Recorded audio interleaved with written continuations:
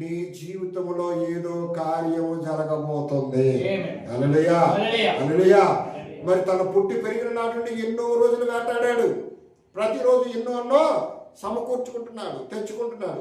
ఆ రోజు దొరకలేదు అంటే నీ జీవితంలో నేను కూడా అనుకుంటావు, మన జీవితంలో ఎన్నో ఏళ్ళుగా ఈ కార్యక్రమం జరగటం లేదే, నేను తలపెట్టిన కార్యక్రమం ఆగిపోయిందే, నేను తలపెట్టిన కార్యక్రమం ముందుకు వెళ్ళటం లేదు, ఏం జరిగింది అని మనము దాన్ని సరి చేసుకోవడానికి, తెలుసుకోవడానికి ప్రయత్నం చేస్తూనే ఉంటాం. కానీ సమయం వచ్చినప్పుడు దాన్ని పట్టించుకోకుండా మనమే పక్కన పెడతా ఉంటాం.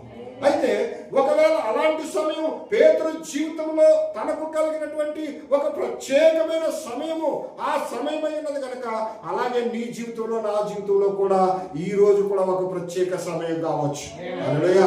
నిశ్చయంగా పేతురుతో మాట్లాడిన దేవుడే ఈ రోజు నీతో నాతో మాట్లాడుండొచ్చు.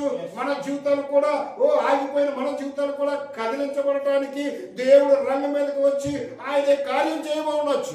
అయితే మనం నమ్మాలి. మనం నమ్మటం వలనే కార్యం జరుగుతుంది. అందుకే వాక్యం చదివిస్తుంది, నమ్ముట నీ వలనైతే నమ్మువానికి సమస్తము సాధ్యం. హల్లెలూయా, హల్లెలూయా అంటున్నాడు పేతురు. అంటున్నాడు చూడండి, ఆ పేతురు అక్కడ కొన్ని విషయాలు మనం చూసినట్లయితే, పిల్లరా, ఇక్కడ కొన్ని విషయాలు మనకి చెప్పబడుతూ ఉన్నాయి. ఏమని చూడండి,